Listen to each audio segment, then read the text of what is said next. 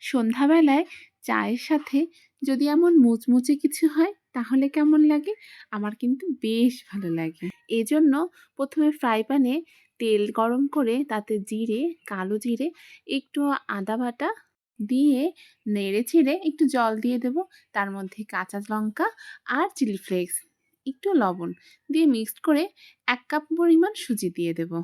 ভালো করে নেড়ে-চেড়ে নামিয়ে নেব। এবার আগে থেকে সেদ্ধ করে রাখা ছোট একটা আলু গ্রেট করে দিয়ে দেব আর সাথে দেব কিছু ধনেপাতা।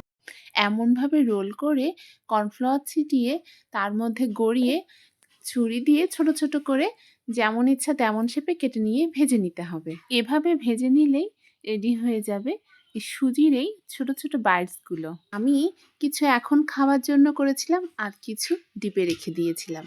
দেখেন এগুলো কিরকম মুচমুচে হয়েছে? খেতে না ভীষণ মজা হয়েছিল। আপনারাও ট্রাই করে দেখেন, খুব ভালো লাগবে।